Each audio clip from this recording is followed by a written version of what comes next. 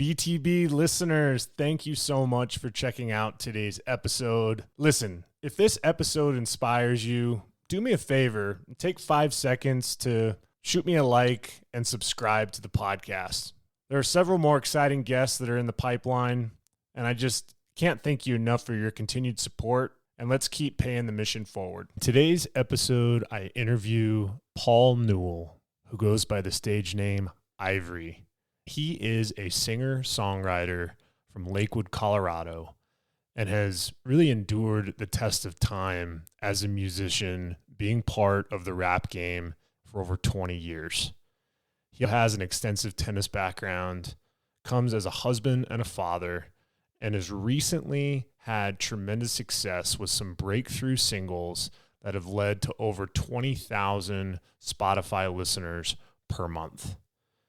As we talk through our conversation, he shares about some of the difficult circumstances, like losing his brother as a teenager, and also several friends. His perseverance and resilience is something that will inspire you as the listener.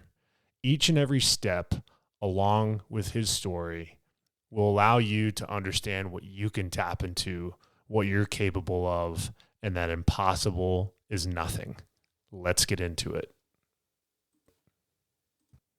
Don't be afraid of the dark. Be careful with stars. Not every light is gonna guide you. Welcome to the BTB Project, designed to empower listeners to identify their why and to live their best lives no matter the circumstances. My name is Coleman Gerhardt, a former athlete and motivational coach. I've had the opportunity to inspire thousands through my story and help accomplish what they are built to be. You'll be encouraged by each and every episode, and let's get into it. Yeah, when I blow up, I'ma soar high like Peter Pan. In real life, be living out my dreams. If I'm waking up, it's in a foreign land. The BTB Project has had just an incredible opportunity to walk through stories that I've come across in my life that I know will impact you as the listener. And this gentleman today is someone that I knew from many moons ago with forehands and backhands, but it's slowly evolved into getting to know him as an incredible musician, husband, father, and just someone that reps the Mile High City like no one I've ever met. And it brings me tremendous pleasure to welcome the great Paul Newell AKA Eyvre to the BTB Project. Welcome, man. Thank you, Coleman. Glad to be here. Excellent. Even though the Denver community knows you for what you do on a microphone, I think it would be fantastic to get the listeners up to speed on where tennis came about in your life and how did that whole piece of your journey start for you? I grew up being very competitive in youth league soccer for years. And then around the age of 11, it just turned into tennis. My dad and mom were super into the sport, and that's how I got into it. And I think we met, around 15, 16, something like that? That's right. Yeah, I remember my grandma at the time, she lived in Lakewood, and I always lived in the south part of the metro area. And I was looking for indoor tennis facilities to try to hone in my game. And there we were one day on a Sunday at Meadow Creek. And I know that club was kind of your hub when you were growing up in your tennis days. Yep. Right down the street from the house. I really ventured into tennis after the soccer, of course, being competitive. And I think that's really translated into the music side of what I'm doing now. That tennis for me was an outlet, and always being so competitive with it that now in this rap field it's a very competitive field, and I think having that tennis background has really helped me along in the process. Yeah, I think that's not the first time that I've heard that. I was fortunate enough to have another musician on that we talked about, Tyler Ward, and he had a extensive football background. And to this point, based off of the success he's seen in his music career, he attested to being able to endure the sport of football. the discipline, the work ethic. And you and I both know on the tennis court, man, it's like a glorified battlefield out there. So Oh yeah. I'd love for you to maybe speak to where you're at in your music career now. What were some moments in your tennis career that made you be like, man, like if I didn't have that moment in my tennis life, I wouldn't have what I have right now in my rap life? Right. So I was thinking about this on the way over here. I used to go out to the tennis courts in our neighborhood with my brother or by myself, and I remember just hitting like 5 hours of serves, just straight, just 5 hours, pick up the balls, go hit some more. And it was the repetition of that. I've recently, in the past couple of years, I've been working with a super extraordinary singing coach out in LA through Hollywood Vocal Studios. Her name is Adriana Gonzalez, so shouts out to her. But singing, much like with hitting all those serves and tennis balls, it's just repetition. It's practice over and over and over, and you're going to mess up and you're going to learn, okay, this is why I messed that up, and now I need to go back and clean that up and fix it. And tennis has really converted my rap career and singing career with that repetition and the refining of it over and over again and reinventing myself. So yeah, I think that's a great parallel you just drew. And for me, I'm just humbled to not only have you in studio today, but to know that, like, everyone always tells me, Paul, like, man, Coleman, like, how'd you lose 100 pounds, or how'd you overcome some of the adversity that you faced? And I'll be honest with you, brother. I think I have someone that is sitting right here next to me that knows just as much about as adversity as I do, and how you've, I guess, really kind of come out of some of the struggles that you faced in your life. Here you are as a husband and a father. First and foremost, man, I couldn't be more proud of you. And secondly, I think it is really important to draw some transparency into, yes, tennis was a tool that helped you get to where you're at in your rap career, but I think some of the adversity was as well. And I know you mentioned your brother, being able to hit tennis balls with him in the past, but I remember very vividly being part of kind of that Lakewood tennis community through Meadow Creek. And the day that I found out that your brother was in a car accident. I'd love for you to talk through the listeners what that moment meant to you. And let's talk a little bit about Joel, man. Yeah, of course. Obviously, when something like that happens, it's a shock to everybody when it happens that way. And he was so young when it occurred. But I think it's built up a strength in me. The last time I saw him was in Boulder the night before he passed. He was actually coming to watch me at a rap battle.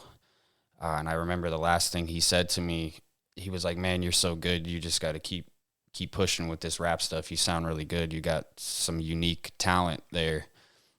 And I just keep that in mind whenever times get tough. There's been times lately where I'm like, maybe this isn't it. It hasn't gone how I expect. But at the end of the day, there's people that believe in me. He believed in me. And so I kind of keep pushing for them because they're not here anymore to keep pushing. And I keep doing it for them, also for myself. But there's lots of people that believe in me. And if I just gave up, then I'm letting a lot of people down. So, yeah. And I appreciate you sharing that, because even though it wasn't my brother that was in that car that day, it heavily affected me. I mean, the tennis community, I remember my times with Joel on the tennis court and that same type of encouragement, Paul, that he was giving you the night before he passed. Dude, he gave that to me on a day in and day out basis. Every time I saw him on the court. And all of the things that I've been able to do playing Division I tennis, coaching the last 17 years that I have, it doesn't stem from kind of this random way, right? There's people that have fed into my life. And I think there's a lyric that I came across with one of your songs saying, big bro, big tears, man, I wish you were still here. Yep. What has this whole movement of Eyvre been when it comes to thinking about your brother and where you're at today? Yeah, so I mean, that encompasses him. And then I recently, last week, lost another best friend of mine who was a huge hip hop influence in my life when I was younger, starting out. He was the one that would come to me with all the new stuff and really put me on game of this is rap and this is what's good. And he was always with me. He would always tell me if he liked something I did or didn't do. So I think really having the people in your corner that believed in you, I think that's just it. That when you have people that believe in you and keep pushing you, that brings you to another level that you wouldn't be with or be at without those people around. Although my brother's not here physically, I still take the memories with him and the stuff he instilled in me when we were littler playing and the toughness that he brought. And I try to keep that going every day because I'm here so I can continue on his legacy. So, And it makes me reflect back to my mom. We talked about this before we hopped on, as I lost her when I was 20. Yep. I just released that episode about taking her to rehab 4 times. And it's amazing how you talk about your brother, Paul, because it's easy to go into the trenches of how much it sucks to not have him or the hardships that have come from it. But your positive perspective on really kind of living on his legacy, remembering the encouragement that he gave you, is a testament to who you are as a person. And I just am curious, man. I mean, I know that it's been a long time. And for me, with my mom, it's been a long time. But when you're going into the studio or when you're doing your 9 to 5 or whatever you got to do to provide for your family, how often does your brother come into your mind? Oh, every day, quite often. Some days are so busy with family and life that you're living that daily life and it doesn't really hit you or occur. But I think he's there with me every step of the way. He's watching over me. He's proud of what I'm doing and what I'm accomplishing. I've done stuff in the past couple of years that I think other people might have seen as impossible or no, he can't do that, and we steady prove him wrong. And it's just that will to keep going. He would want me to keep pushing. He wouldn't want me to sit around and sulk and be sad. And some people let tragedy tear them apart. And then in our case, we were really young when this happened, and we've kind of grown from it and used it as a tool to do bigger and better things. So that's awesome, man. And I want to kind of button up the remaining part of your tennis career. I want to dive into your high school tennis career, because being still involved in high school tennis as a coach,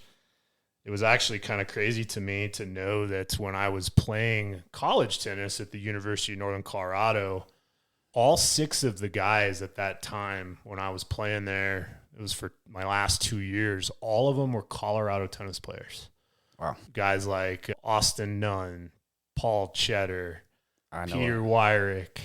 I mean, we had some guys that were good for the state, and I know that you had a lot of battles against a lot of those names. So I'd love for you to share a little bit about your high school tennis experience representing the Rams at Green Mountain, and maybe share a little bit about kind of when you were on the top of your game back then.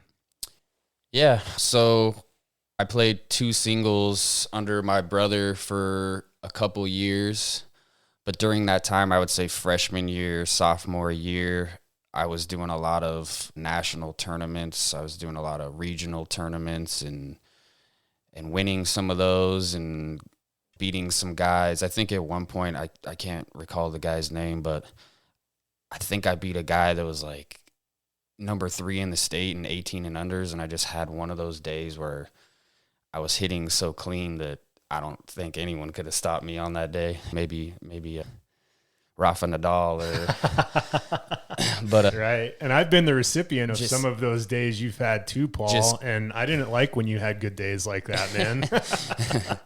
Yeah.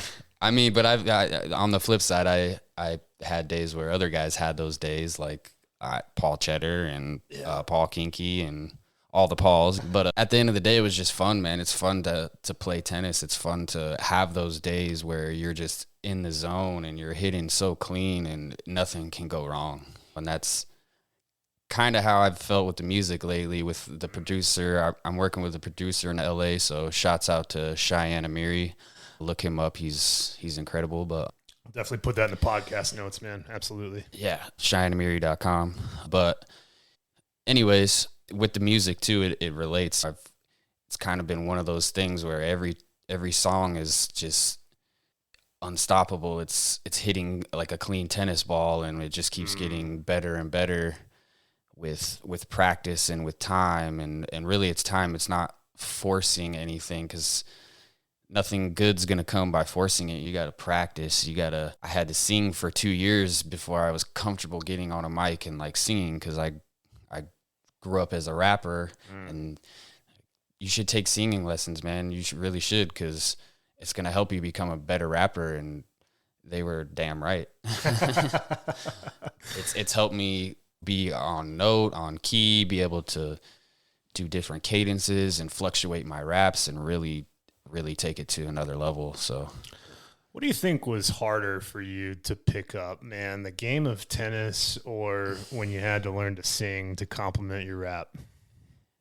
I would say those two, now that you mention it, are very comparable in difficulty. Yeah. There's levels of tennis players all the way down to the lower ranks, and then you get to the pros and you watch them play and you're like, how? You watch the Novak Djokovic's. You watch who's the young gun? I can't think of his young Carlos name. Alcaraz. You watch Carlos play, and you're just in disbelief of how they got to that, how they got that angle.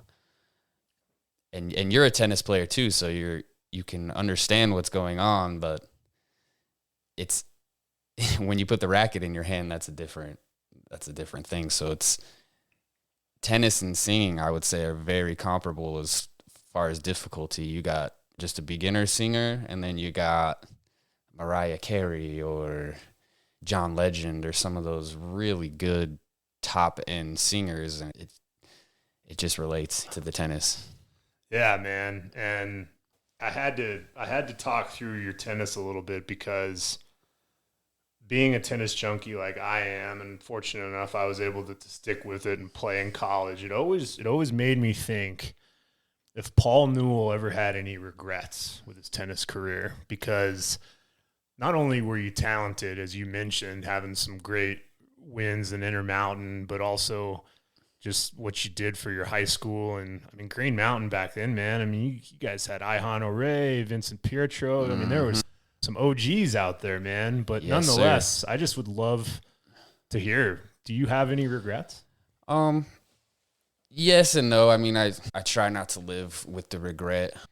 And obviously, I'm very blessed where I'm at right now with my family and how the music is going. But I do wish a little more that I had maybe played through college and gotten that experience. Maybe went on to coach or even went pro would be really cool. But life throws curveballs. Sure. And I think me and that really well. I lost a best friend when we were 17 to suicide. And so that kind of threw things off. And then my brother passing away a few years later. So I never really got back in the groove of it, of wanting to play. I still go out and hit from time to time. I go hit against the wall by myself if I'm bored. But I love watching it on TV. I still sit down and I have tennis. We pay for cable TV, which is like $140 a month. Right. And the only channel you'll really see me watching 95% of the time is Tennis Channel. So that shows you how much it's still in me. It's still a part of me. I love watching the guys play. And yeah, I watch them on TV, and I do wish sometimes I was in that position. But maybe one day they hear one of my rap songs and they say, man, what? I wish I was in that position, because that guy can rap. I play tennis, but he also knows some about tennis, so we can have that conversation and we can relate. Yeah, no, I love that. And, I appreciate you sharing about the loss of your friend. And we talked a little bit before we hopped on about some of those hardships, and we're going to get into where your music career is now and some of the benchmarks that you're accomplishing right now, which is extraordinary. But it doesn't come without, and I believe, these moments of kind of rising from the ashes. Mm-hmm. And Paul, I just hearing you talk through that tough moment in your life, when I say rock bottom, do you remember a moment in your life where you felt like that? Yeah, I mean, so about 5 or 6 years ago, I was in a rap group called Everyday Ritual. Shouts out to the crew and everyone in there. And we recorded an album with a guy named Lance Bendixson, great producer, Grammy nominated, Emmy nominated, super talented pianist. And we recorded a project through him, and it didn't go as well as we had planned after release of the project. A lot of the tracks, they sound great. You can still go check them out on Spotify. They are up on the Everyday Ritual Spotify. But it didn't hit and resonate as much as I thought it was. And I wouldn't say I was at rock bottom, but I was at a point in my music career where I felt kind of stuck after that. I didn't know if what I was doing with the group was the right answer. And there was, I think, a year or so in between that album and meeting my new producer where it was pretty rough. It was challenging because that album, we did create some really big sounds and some really, in my opinion, some hit music, and it just didn't go anywhere. So after that, it's like, well, where do I go from here? What's my next step? And I met my wife, and she was like, you should do something, man. You're talented. And I actually contacted Lance, and I told him, but no hard feelings. I'm trying to do something newer, hipper, younger, innovative. And Lance is kind of more of an old school type cat. And he had hooked me up with Cheyenne. And that's where things started blossoming into what they are now. But yeah, there was a gap of kind of lost feeling. And then I think sometimes you have that lost feeling and you meet somebody or a friend and they say something to you and it gives you that spark to want to keep going or push forward with what you're doing. So yeah, it seems like the conversations I've had with musicians in general is it's not this straight uphill climb of success, that there's just so many twists and turns. And yeah, you could, as you mentioned, I mean, you could put something on a track and feel like you've hit it out of the park, and how it's received is totally different than what you think of it. Mm-hmm. And it just makes me think, man, like in that moment when you're investing not only your skill sets, but a lot of time with a lot of people. So there's a lot of things on the line in those moments. Yep. How money too. Yeah. And money too. I mean, yeah. How in the world, when that kind of crashed and burned for you a little bit, how'd you keep going in that moment?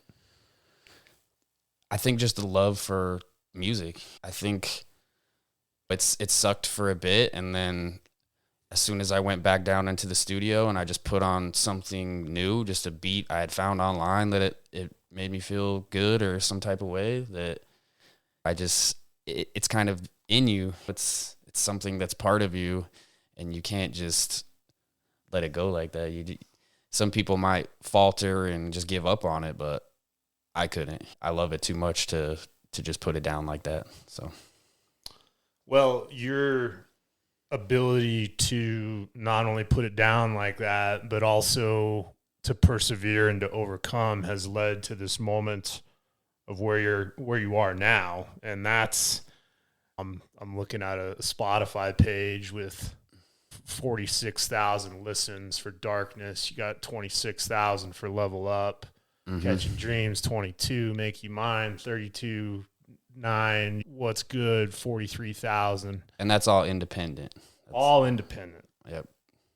And I botched the total Spotify listens earlier, but you're around, in some cases, 20,000 listens a month. Yep. And varies. Yep. My man, I know that that's just a small sample size of what's ahead. But did you ever thought you would be in this moment you're in right now? Yes and no. It is surreal sometimes that I started with 0 listeners, and then for a while I had maybe 500, and then we're jumping at 20,000 across the world. That's, for independent, that's pretty mind-blowing, and it's just the beginning. But yeah, it is surreal sometimes. It is, but it's great, man. It's pushing forward. And it's not so much about the listeners. If I have 5 people in a room that resonate with my music, that means the world to me. If I can change 5 people's lives, great. If I can change 20,000, 1 million, the whole world view on things, that's awesome. That's what I'm trying to do, is just spread the message. That changing lives, your music, when I listen to it, I hear that raw, authentic Paul that I knew on the tennis court. And that's what's crazy to me, man, is like a lot of the things that used to just grind my gears playing against you because you were such a tremendous competitor. I hear that fight. I hear that passion through the microphone. And it leads me to believe this concept of changing people's lives. I'm going to frame a situation that I experienced recently, and I want to see if you have a similar type of story to share. But I recently started this podcast, right, back in January.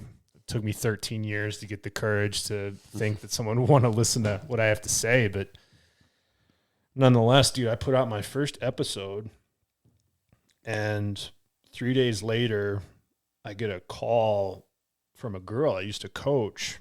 And she had pulled over. She was driving back from the mountains, and she had pulled over on the side of the road, and she had left me a voice memo saying that this first podcast that I released really impacted her. And the story was really kind of along the lines of sharing just a few of the hardships that I've been through and trying to find the silver lining with it. And it was about my mom and this young lady that I used to coach. She was a survivor of 5 brain surgeries growing up. Wow. And all she wanted to do was play tennis. And I came across her life and helped her basically learn how to play with a cross-handed forehand because she had a lot of neurological issues on the right side of her body. But nonetheless, she had pulled over on the side of the road because she recently had to go to rehab. She went to an alcohol rehab for addiction. And she was so encouraged because she's like, I had no idea your mom was going through that, and that you've been able to come out the other side the way that you have been. And I've had many stories like that, Paul, where people, you think of these difficult circumstances, whether it's your brother or your friend passing away from suicide. And I just hear your music and I'm just like, man, what are some of the stories that people are coming to you with and how they've been impacted by your music?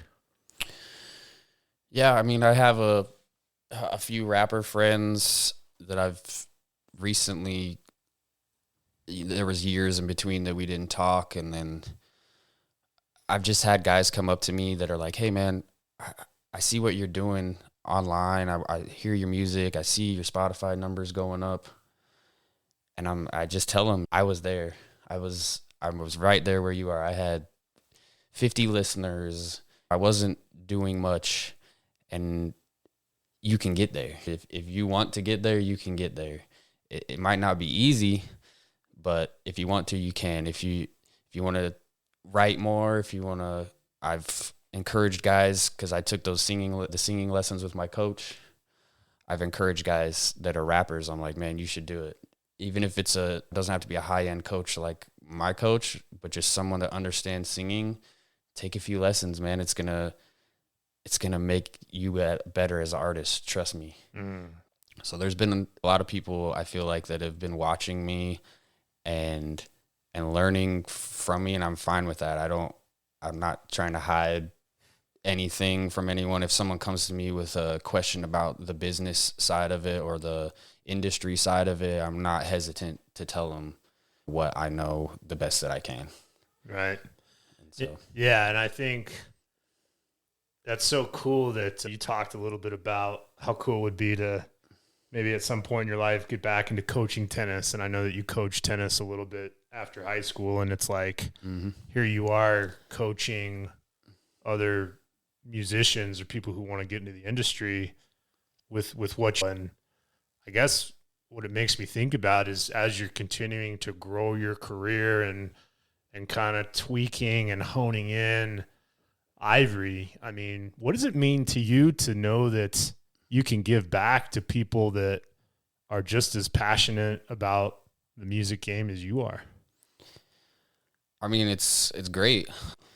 I feel like a lot of the times in the industry that people are kind of about themselves and they're not willing to share information and they're kind of holding back that part of it. And I think that music and hip hop, which I do, I think is love. It's an art. It's supposed to be fun. Hip hop itself was created off of DJs spinning at house parties and on block parties, and everyone was having a good time. And so I just feel like having fun with it and giving back to the community as much as I can and sharing the info that I have with someone that it might be I work with a younger artist who comes to me all the time, and I just give him game that I got throughout the years of doing this 20 plus years, you know? So if I can guide someone who's younger and we can make it a better, more positive, like less violent, less drugs, and let's have fun with the music again, you know? It's really interesting you say that, Paul, because I know the hip hop game fairly well. It's music that I obviously like to listen to when I'm putting my work in, whether it's in the gym or it's like full transparency. Like part of my transformation after high school was, dude, I started falling in love with an organization called Jurassic 5. Oh yeah. And Charlie Tuna. And I'm just like, what's golden? These guys are just absolutely like hitting it out of the park. That's the stuff I'm talking about. Yeah, man. Dilated Peoples. And it's funny because it's like, this is the stuff that motivated me. And then I see my son right now. My son's a high school kid. He has Mac Miller records on his wall. He absolutely loves what's going on with this guy. NF is crushing it right now. And he's kind of breaking the barrier of the message, but having it resonate to what you mentioned before we hopped on. It's whether it's the ghetto or someone that's in the suburban of Centennial, Colorado. And I'm just curious, knowing some of the stigma around the drugs, the alcohol of hip hop, at what point did you decide to say, like, yeah, this is a part of the culture, but how do you take something like that and message it in a way to still resonate with those listeners, but have it be more of a positive message? Well, I think nowadays there's been so much bad stuff going on in the world lately. I think people are really wanting a positive, fun message. I don't think anyone in reality wants to be hooked on drugs or their family members are going down a bad path. I think everyone genuinely wants a good life and to have fun and enjoy the one life that we have that's so short. So just creating something that resonates with everybody on that positive note, I think is just key nowadays. And I think the world is coming around to that idea. I mean, we can still get into deep issues in the rap and stuff I've been through, but at the end of the day, I want to go to shows. I don't want there to be fights. I want everyone to be having fun, waving their hands in the air, having drinks with their friends, talking to each other, and just enjoying the moment. I think a lot of the time we get caught up in the moment of things and we can let it destroy us, whereas there's all different types of ways to skin a cat. There's all different ways you could take a really horrible situation and you could say, instead of going down this road, I'm going to go down this road and change the narrative of what people might normally do. So, Yeah. And I was on a work trip recently and I was checking out this new album, Mike Posner and Black Bear. They did a collaboration called Mansions 2. And I don't know if you know much about this, but basically like their promotion of it is essentially like dyeing their hair green, doing all this like weird kind of cinematography, like imaging that almost like Mike Posner posted on his Instagram. He's like, I might lose some subscribers because of this album. But then as you listen to the album, Paul, it's about how corrupt some of the music industry is, how corrupt some of the imagery is of being the rich and famous in the music world, and how lonely and dark it really is. Right. And I share this as we kind of get to where you're at today again, is there's a track on there and it focuses on Black Bear. And I don't know much about this guy, but my understanding is he's kind of worked his way up. He's done some songwriting and collabs with some really big names. But he's recently, up until this point, had a severe issue with prescription medication. And he abused it. His wife basically gave him an ultimatum of, hey, either you stop doing this or I'm gone. Right. And he has kids, and there's a track on there, Paul, that basically talks about him coming to Colorado to go to an intervention of some sort. And he climbs Mount Everest with a bunch of other guys in rehab. And he gets to the top of the mountain. And I think to this point, he's been like 7-8 months sober. Okay. And the guy on the top of the mountain looks at him and says, Black Bear, I was addicted to heroin for most of my life. And I listened to a few tracks of your music and I never wanted to do heroin again. Thank you. Wow. And in that moment, that's what he said. This is why I do this. So this concept of Mansions is basically to draw a crowd in, of kind of getting their attention based off of what's going on with these guys. And then the story they tell in the album is a story of hope, a story of redemption. And as I say this and I see your music now, how does that resonate to who you are as a singer, songwriter, and who you're trying to impact today?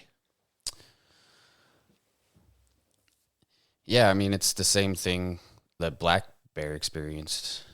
It's just, if I can create music or a song and put it out and it gets out to the public, and there's somebody having just a horrible day, they feel trapped, they don't know what to do, they don't know their next step, and they can put on the music and it can help them escape whatever they're in, whatever mind state that they're in, and they can take that motivation or the motivation that I'm trying to give through the music, and they can go get a job. Maybe they're having a hard time getting a job, and they're like, I heard this song and I feel like through him and his energy and this and that, I can go get a job. I can make things better with my wife, or I can fix my life. I should stop doing drugs, or whatever the case may be.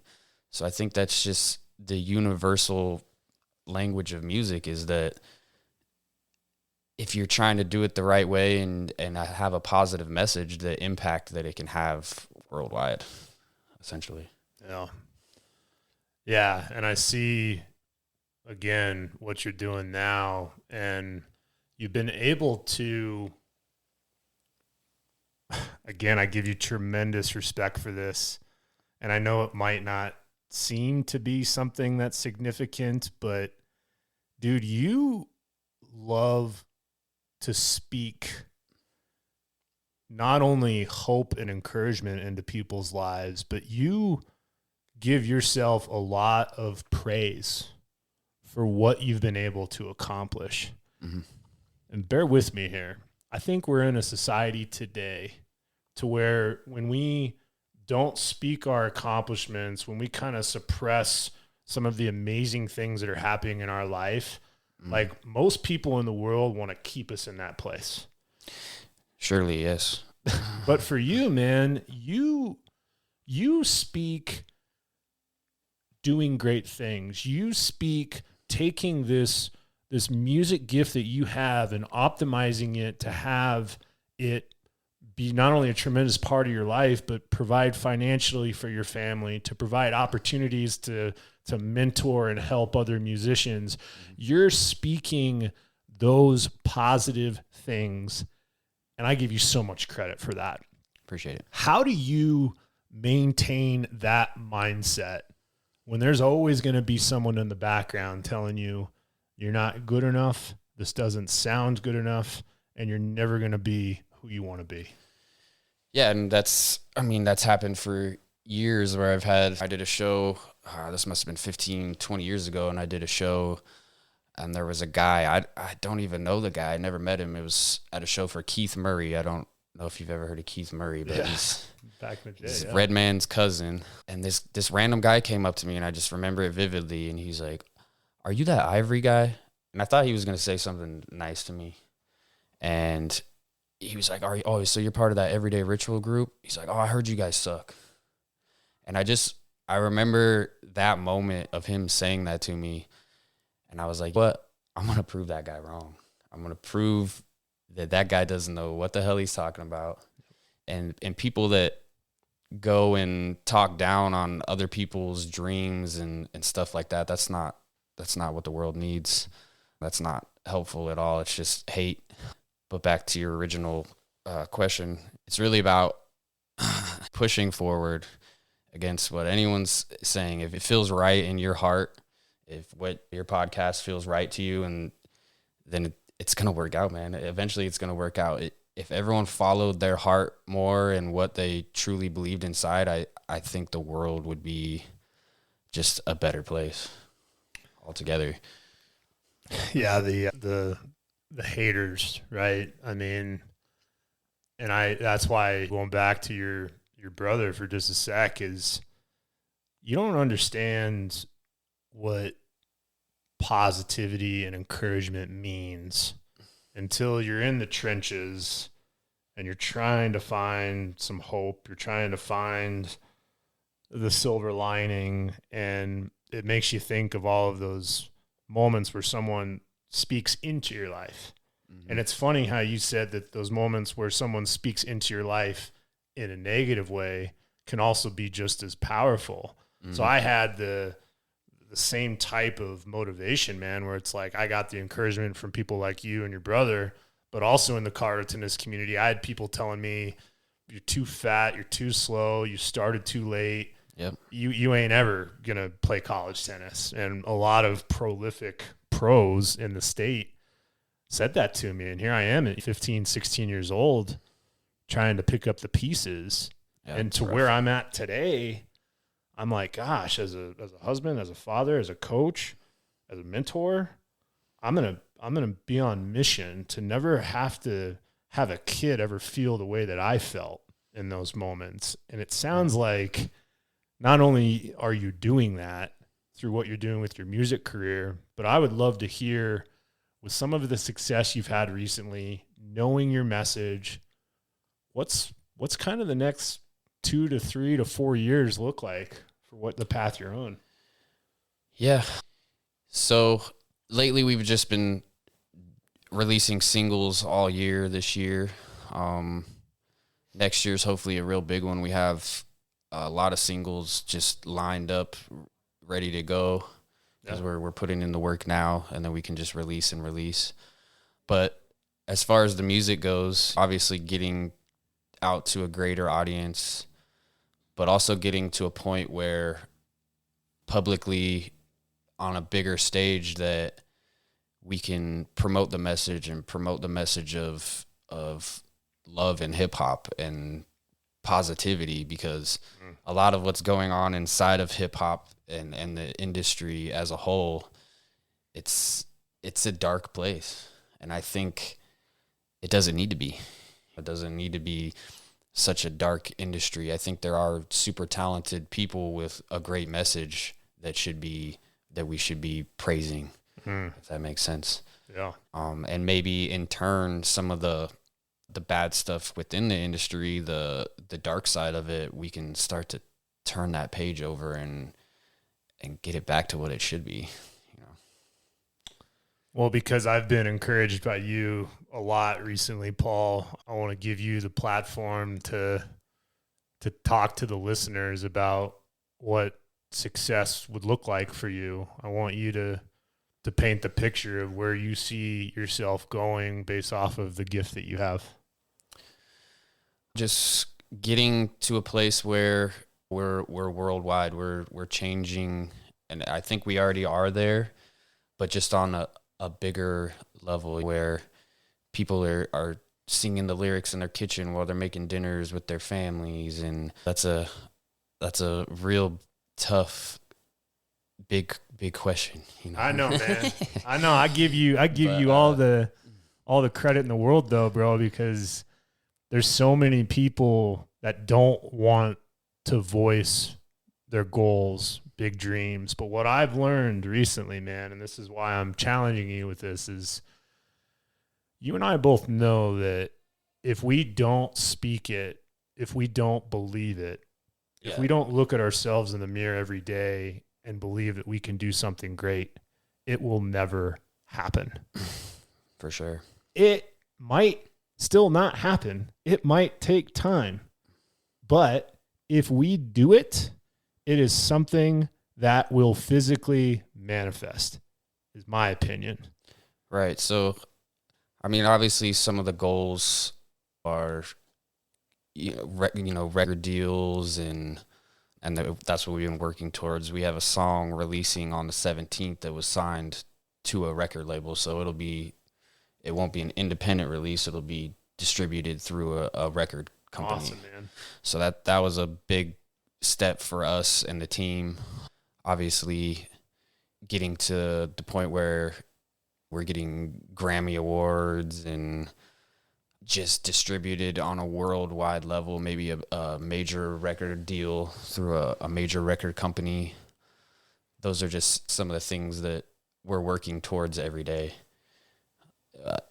And also just, like I said before, sometimes you get in a rut, you make a hit song and you're like, well, how am I going to outdo that one? Right.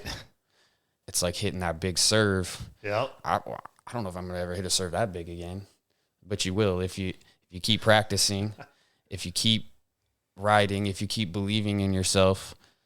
Those things are just they're gonna kind of manifest and happen on their own. Yep.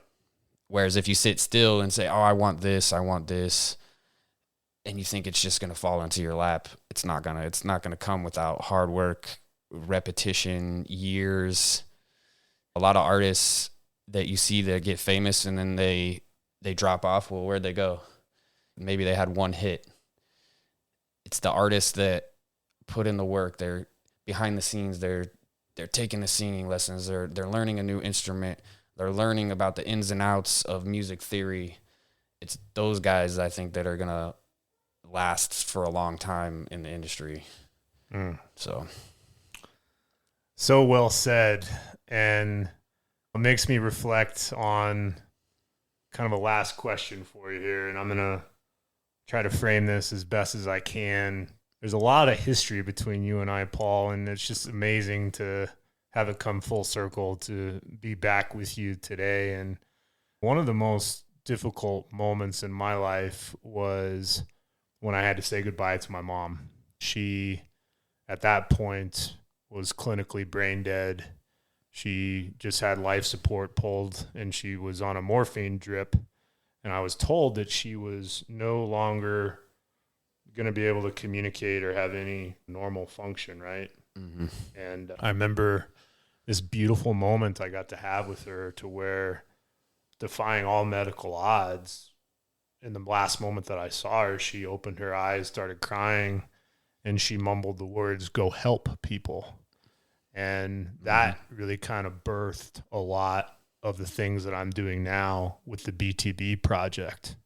And I want to go back with you and say, what if you had an opportunity to go back in time?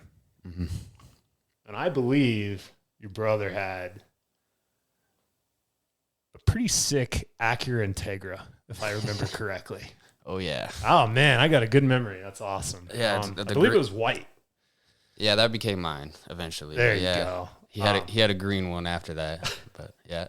Yeah, I haven't seen the new Acura Integra yet, but they're not like what they used to be. And Nope. I know that you guys had a lot of fun times hanging out together, going on joyrides, listening to music, whatever it is, man. And I just would love for you to tell the listeners, if you had a moment.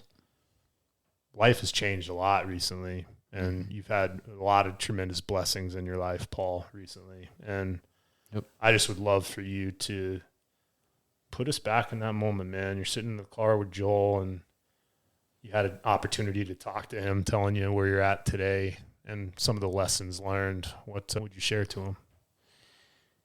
Yeah, man. Take it easy. Take it slow. One step at a time. Yeah. I would love to see the look on his face if I could play some of the music I have now for him, and just to see his reaction. Yeah. To see like where I was the day he died compared to where I am at now with the music. I think he would be just like flabbergasted.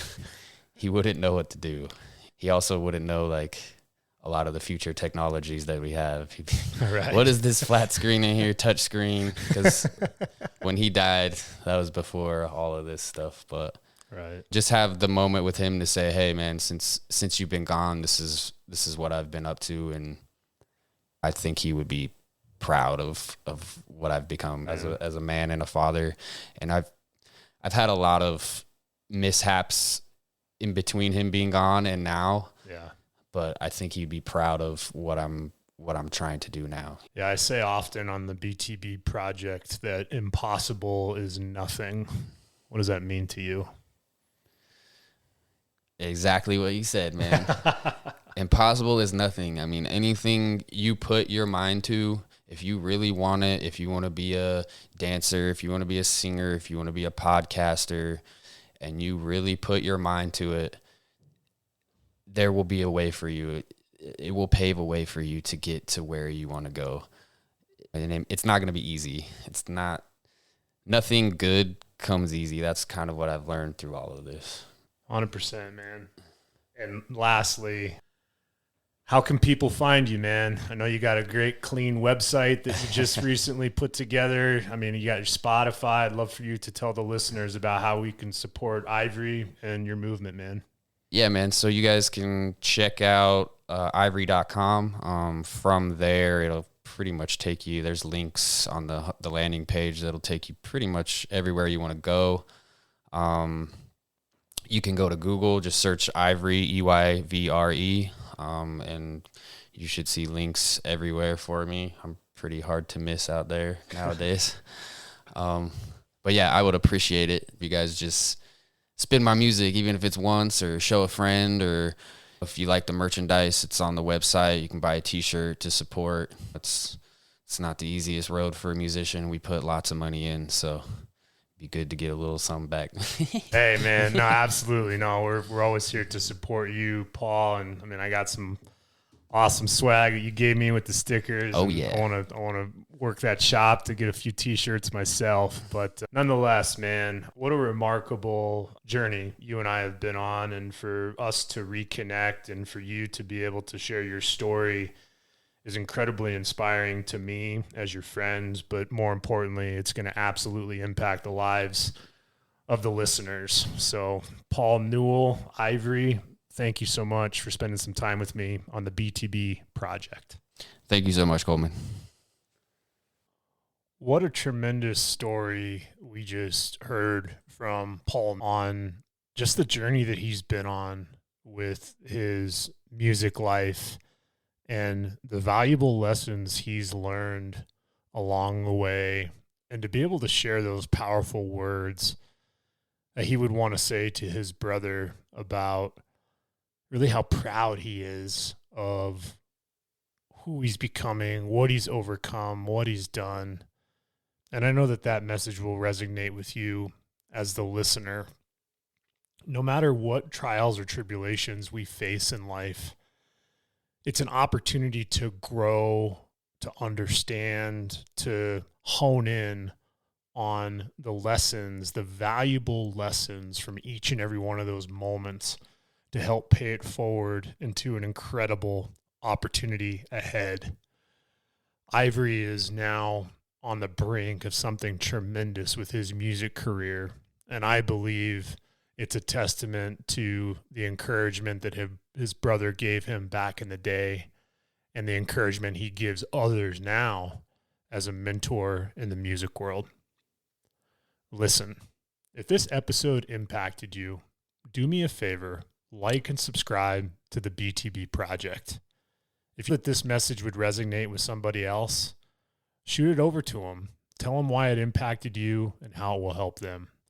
We are on mission to continue to show that impossible is nothing. And Paul's journey is a testament of that. And I'm so thankful for you guys checking out today's episode. And until next time, take care. You're told I'll be a harder temptation.